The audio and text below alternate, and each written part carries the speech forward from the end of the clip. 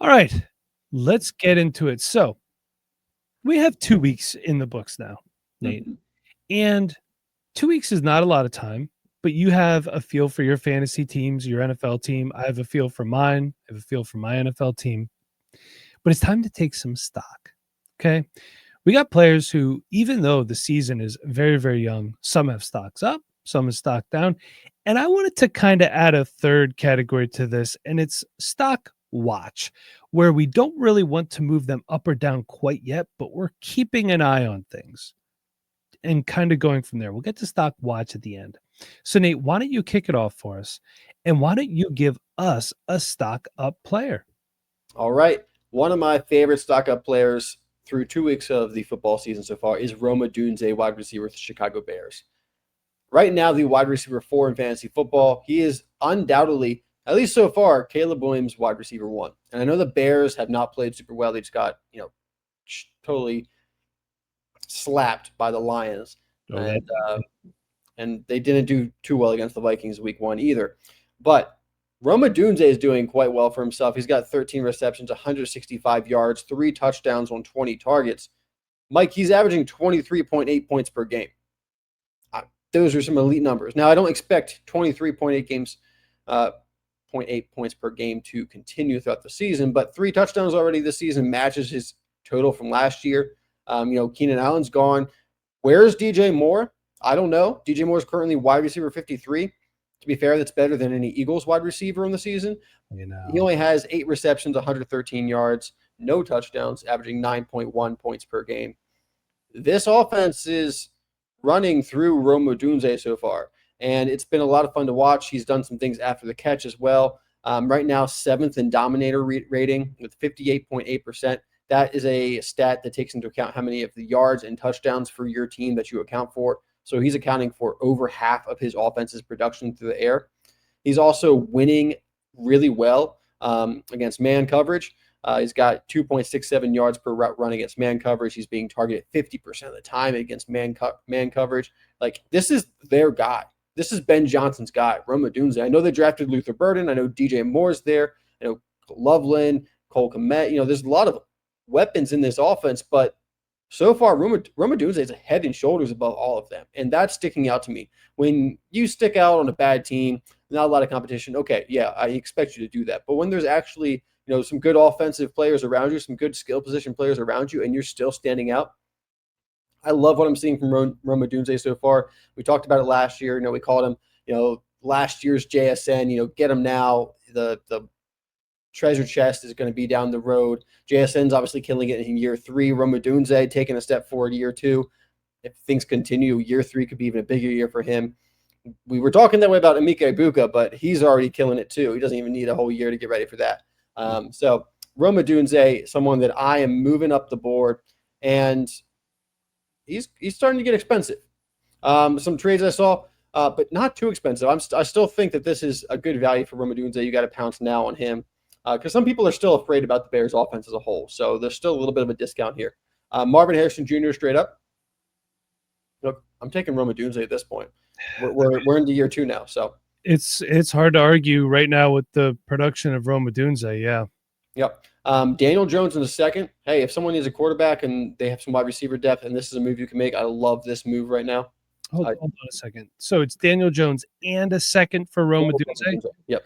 I don't know if that happens in a super flex league. I feel like with the way Daniel Jones is, you got this from Dynasty Daddy, I'm assuming? Yep. And it was for super flex? Yes. See, I'm probably not making this deal just because of positional scarcity in a super flex league. I think right now you could probably do straight up, but I don't think that second belongs on the Daniel Jones side. I would pay Daniel Jones in a second for Rome Odunze. Now I'm assuming if you're doing this, you have another third quarterback on your roster. You probably have Daniel Jones like a dart throw at the beginning of the year, and you're just happy to have this guy who's risen in value so much. So you're just trying to, turn him around and make a profit. I get it. Yeah. Okay. And then Drake London in a third. That's interesting. If we're down on Michael Penix, can't say I'm high on him. Yeah. I mean, Penix isn't playing terrible. Where's he at? Not playing great either. No, where is Michael Penix on the season? He's quarterback 23. He's averaging 14.7 fantasy points per game. So, yeah, and if you're not a London believer. A lot of people kind of hit or miss on him. Yeah. And then the going rate for picks, Mike, 2 first-round picks for Rome Odunze. I think that is what I'm willing to pay up to. Not really anything more than that at the moment, but I'm willing to pay up to 2 firsts if you're Rome Odunze away from making something happen. Okay. All right. Fair enough. There's some values on Rome Odunze. Nate, I'm going to give you a stock down player. It's Kansas City Chiefs running back Isiah Pacheco. And watching the Eagles-Chiefs game, I was excited. You want to see your team play a good team, right? The Chiefs, even though they're slumping a little bit, still, with Patrick Mahomes back there, anything could happen. We know that. We've seen what he's done in the past. They've always had a pretty decent running game, but Isiah Pacheco has not factored into that right now. Check this out, Nate. On the season, 15 carries for 47 yards, 3 receptions for 10 yards. That's 3.1 yards per carry, whereas Kareem Hunt looked better against the Eagles than Isiah Pacheco did. And on the season, 13 carries for 47 yards, 3 catches for 13 yards. That's 3.6 yards per carry. So not a ton better, but still better. And right now, Mahomes has been putting this team on his shoulders. Absolutely. Tyquan Thornton out there getting targets. You got Hollywood Brown. You got Juju Smith-Schuster. They cannot wait for Xavier Worthy and Rashee Rice to come back. Pacheco's going to be a free agent after the season, so I think both the Chiefs and your fantasy rosters could possibly benefit from moving on. Now, that being said, there's going to be weeks where he'll look like the Isiah Pacheco of old because we know what he's capable of, and this can be a high-powered offense. I think Andy Reid's smart enough to get it figured out. You got Patrick Mahomes, Steve Spagnuolo calling one hell of a defense out there in Kansas City too. So this isn't going to be all the time, but still, you could probably benefit. So what could you get if you're moving on from Isiah Pacheco? I'm glad you asked. What do you think about a 26-second? I would be happy to get a second, yeah. Yeah, me too. This one I'm a little unsure of because this is going to, spoiler, future stock watch player, Cade Otton and a 26-4. Yeah, I like Cade Otton. I like Cade Otton. I got him everywhere. So I would. I'm not a big Isiah Pacheco fan in the first place coming into the season, so I'm pretty happy to move on from him at this point. And this one I put on here because this guy is showing a little bit of life right now, surprisingly. Straight up for Kayshon Boutte. I think this is kind of fair. And I think this is a little high on Boutte, maybe a little low on Pacheco. It could be. But I think there's a little bit of overlap there where this could be a fair deal. Boutte seems like one of the top guys for Drake May at this point. I think he only had 1 reception this past week, but it was a touchdown. It was. He's got 2 touchdowns on the season, so he scored.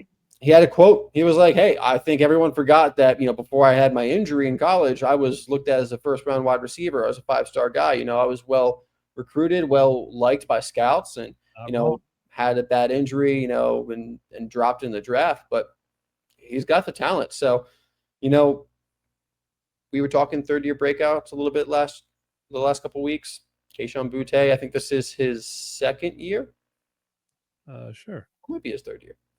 But either way, he's looking like a breakout. And if this offense can continue to gel, next year I think could be a really big year for him. I'm not sure how much I'm expecting out of him this year, but we're still very early in the season, so the breakout certainly could happen this year.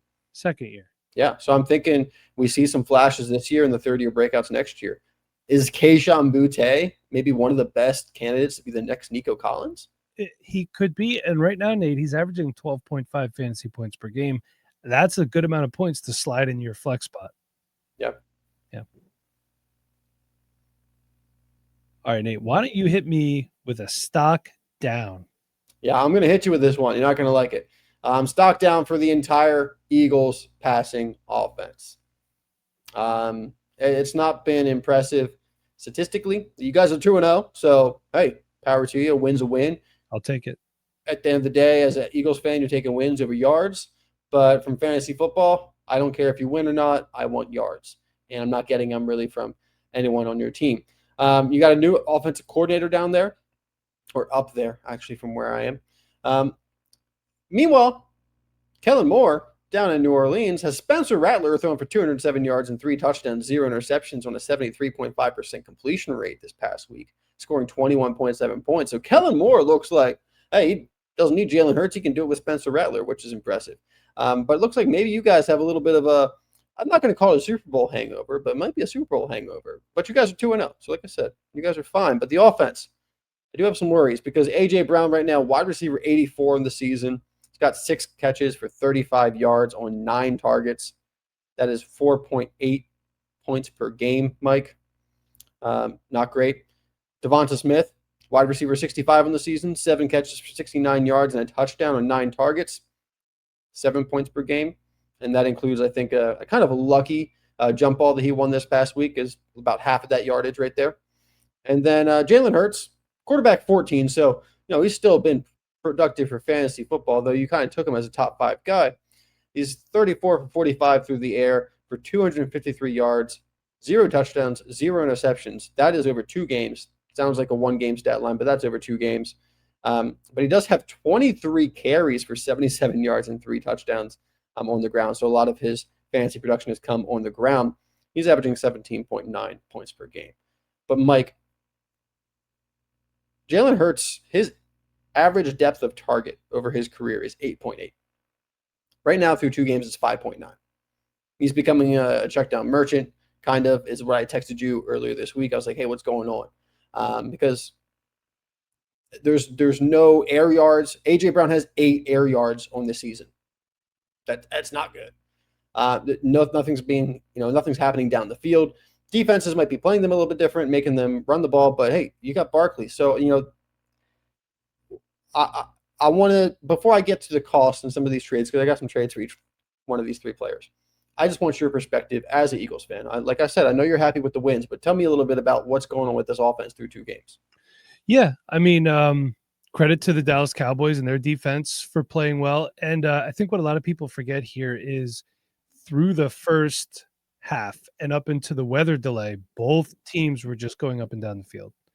The weather delay knocked the wind out of both the Eagles and the Cowboys, and you could have just went to bed at halftime. Wish I'd have known that. Instead, I got into bed at 12:20 a.m. Fun for an old man like me. And credit to the Chiefs. They were blitzing. They blitzed on 65% of their defensive snaps. So Spags really dialed it up. A.J. Brown did have a hamstring injury in, most of training camp. I think that's lingering a little bit. My concern level is very low, and I'm going to tell you why. This offense, specifically this passing offense, took time last year. People seem to forget that because of the great run down the end and then through the playoffs and into the Super Bowl. The offense was scoring at will. It took time. It wasn't really until the Steelers game last year that the passing game started to click for this team. So it happened last year. It's happening again. New offensive coordinator happens when you get a new offensive coordinator every year. This is the 4th OC in 4 years. Jalen Hurts, I mean, his freaking offensive coordinator list going back to college looks like an obituary with surviving relatives and stuff like that. It's insane. And as far as Kellen Moore goes, we wanted him to stay. Everybody in the organization, Nick Sirianni, Jeff Lurie, Howie Roseman, and all the Eagles fans were like, no, please, Kellen, come back. But when you get an opportunity to take a head coaching job, you take that head coaching job, and you can't. No one faults the guy for that. We're too busy still hating Jonathan Gannon. So, do I think there's some concern? Yes, but my concern level is low. They do play the Rams this week. It's always a tough game against the Rams, so I'm excited to see what happens there. Can't wait to see Adoree Jackson play against Devontae Adams or Puka Nacua because he sucks. That is our cornerback 2, by the way. Patrick Mahomes could have probably had an extra 70 yards on the day had he not overthrown Tyquan Thornton. Because I don't know if you know this, Nate. When you're a cornerback, you're not supposed to run into your own guy and fall down and leave the guy you're covering wide open. Oh, really? Yeah, interesting fact. Well, you know. Yeah. Well, hit me with some trades. Come on.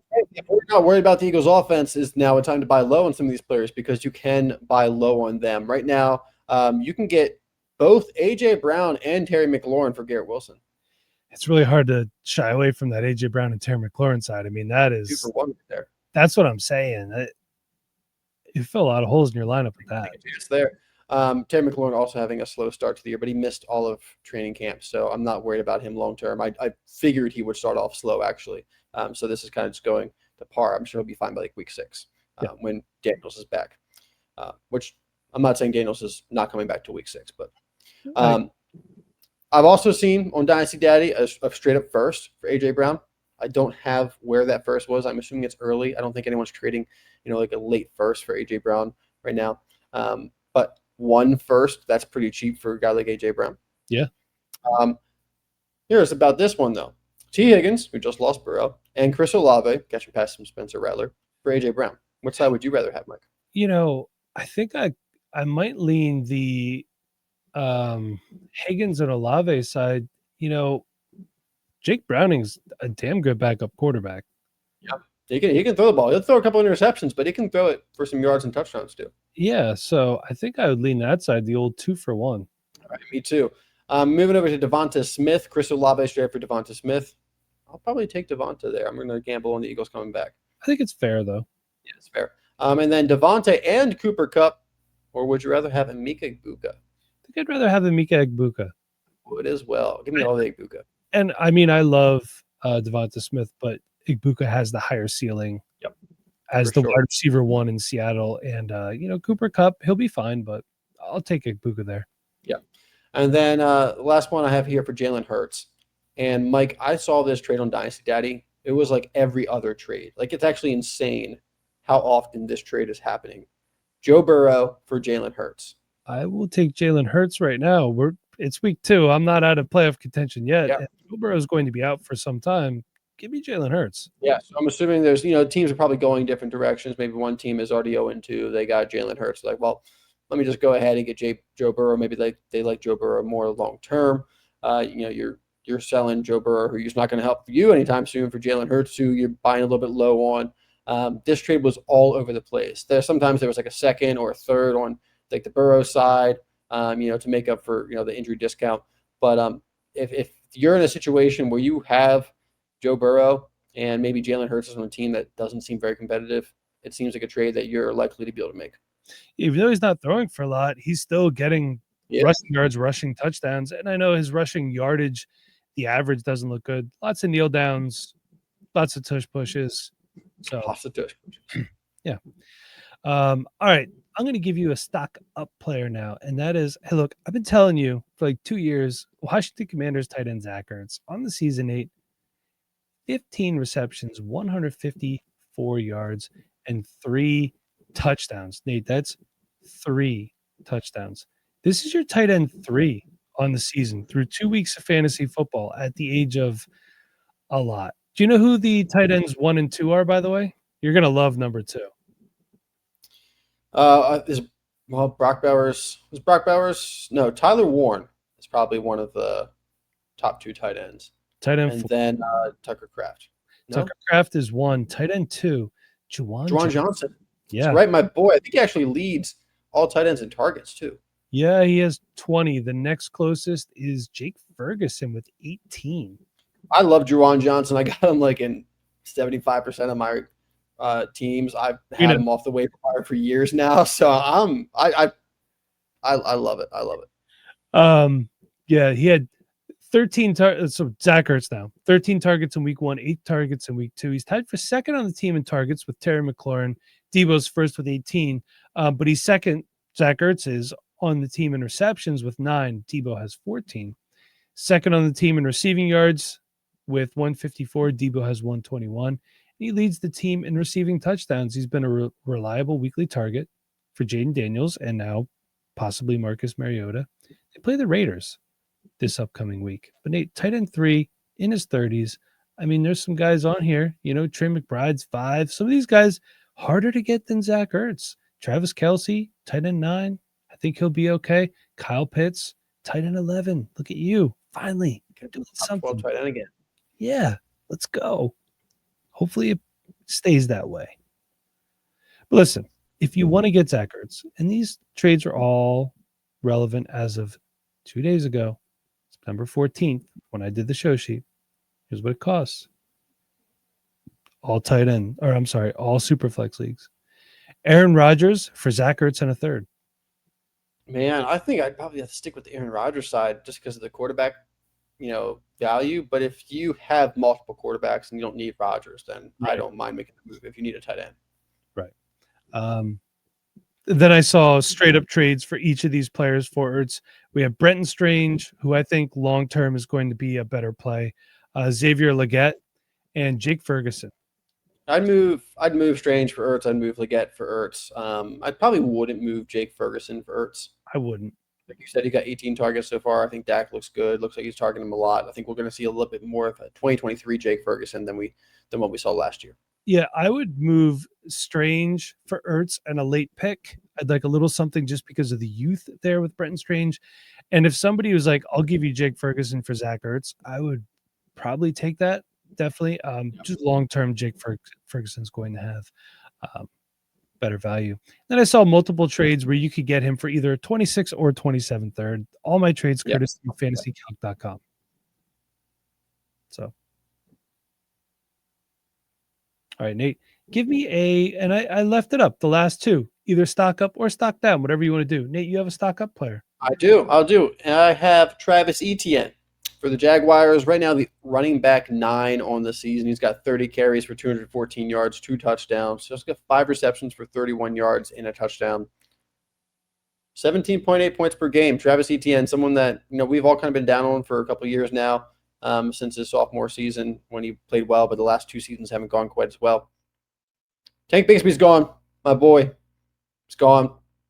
All my best ball teams, all my flex spots I had Tank Bigsby ready for. Now he's just the Eagles' backup. Saquon Barkley's backup. Just killed my boy. He's actually their third string running back. It's like the Godfather Jip. Like, look how the massacred my boy. That's how I feel about Tank Bigsby right now. It's terrible. Hurts me, between him and like Jahan Dotson. Why do I even like players anymore? I should just not like anybody. Kayshon Boutte, I know he's fun. We like him. He got more carries this past week, but he's not really going to probably pass more than like 30% snap share if Etienne's playing this well. He's still a rookie. LaQuint Allen actually getting a lot of run on passing. LaQuint Allen, your boy. Guy I liked and you didn't? Yeah, I did not like LaQuint Allen, but here he is. Every time they're in 3rd and 7 or longer, he's out there no matter what. So he was a deep sleeper waiver pickup.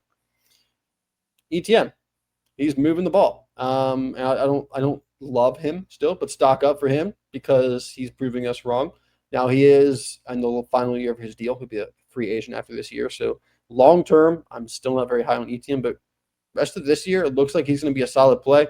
Looks like he'll definitely be a top 24 running back, if not a top 12 running back, if he can keep it up anywhere near this pace. Right now, not expensive because, like I said, a lot of people aren't really sure about his long-term value. Yeah. Now, Mike, I've seen some crazy trades. I got some less crazy trades. Let me start you off with this one. Travis Kelce and Travis Etienne or Tyler Warren. And that Tyler Warren side is quite tempting. Ooh, I love me some Tyler Warren. Yeah. I think I lean Tyler Warren there. I would too. If you're a really competitive team and you really need a running back, maybe, this is the deal. Hey, I'm going to just shore up, my running back position with Etienne. I still get Kelce back, I don't hate it if you're a competing team and this is what you need to take, fill out your roster. Yeah, and Kelce's averaging 11.4 fantasy points a game, so you're not getting a slouch at tight end either. If you're competing, then the Kelce and Etienne side, if you think you got a real shot, that's a good side to take right there. Yeah. This one surprised me, Mike. Drake London straight up for Travis Etienne. If you really need a running back and you got a lot of wide receivers, a better running back for Drake London than Travis Etienne, to tell you the truth. That's what I'm saying. I mean, I like Drake London better long term. Yeah, I don't like that one. I'd rather have Drake London. Marvin Harrison Jr. I put Moore here. I don't even know which Moore it is, to be honest. DJ Moore. Assuming it's DJ Moore. And Travis Etienne. What are we doing here? People just hate Marvin Harrison Jr. now, or like what do we do? I guess so. I don't even know what to do with that one. Yeah, I think if you need the running back, it's okay move to make. But then I think this is the move to make if you want Travis Etienne. Throw out some second-round picks. Saw many people just moving second-round picks, maybe a second and a third for Travis Etienne. I think that's the move to make. I would rather give up picks for him to compete for this year than give up some players I think have better long-term value. Yeah. All right. Fair enough. Nate, I got one more stock down player for you. That is Carolina Panthers wide receiver Xavier Legette. What are we doing? I was hoping at this point, through 2 games, Tet McMillan's there. He's going to open everything up. You got JT Sanders. was hoping he'd be a decent wide receiver 3 on a young team that's not looking to compete, but just looking to build for the future. Or if you got a better team, a wide receiver 4, a flex guy, an injury, a bye week fill-in. But so far, it is so not good. Nate, on the season, he has 4 receptions for 8 yards on 15 targets. And coming into the game, he had 3 receptions for 10 yards. I'll let you do the math. He's the first player like ever to have 8 targets and finish with negative yardage. His other teammates, though, Nate, they're having no issues. Bryce Young is getting them the ball, and they're doing this thing called catching it.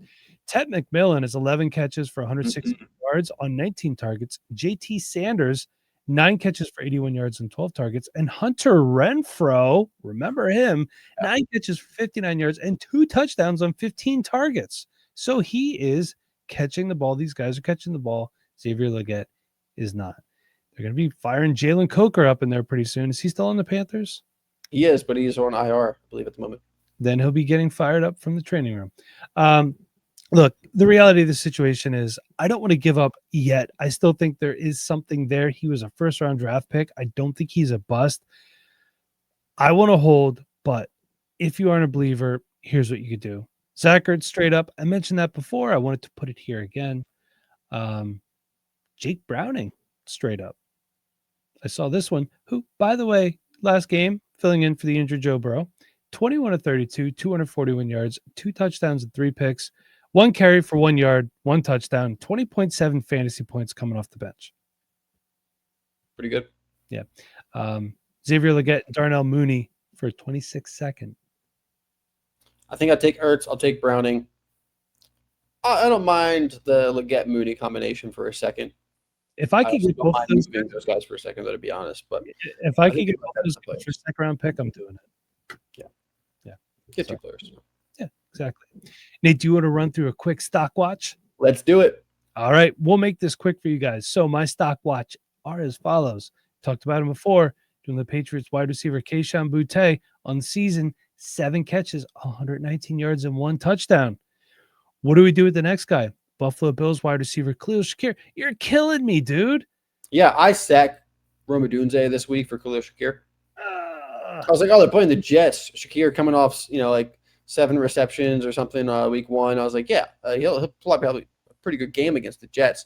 No, 1 catch for 12 yards. Meanwhile, Odunze has like 30 points, and I'm just yeah. Well, hey, if it makes you feel any better, I went, why would I start Marvin Mims? I got Khalil Shakir. But on the season, 7 catches, 76 yards. Week 2, 1 catch, 12 yards. No touchdowns anywhere to be found, Nate. It is just gross right now. Green Bay Packers tight end, Tucker Kraft. Tight end 1. But in week 2, 6 catches, 124 yards, and 1 touchdown.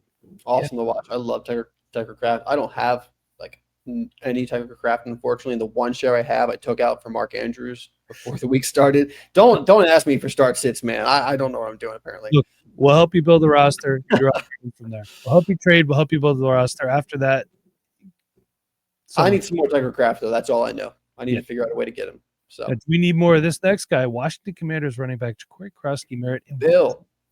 4 carries for 17 yards and no touchdowns after a 10 carry for 82 yards and 1 touchdown debut in week 1. Washington Commanders did lose Austin Eckler to a torn Achilles, RIP. So let's see what happens this next week with JCM. Yep. My last one, Tampa Bay Buccaneers tight end Cade Otton, tight end 46 on the season, 4 catches for 22 yards and no touchdowns. Gross. Not great. No. Not great.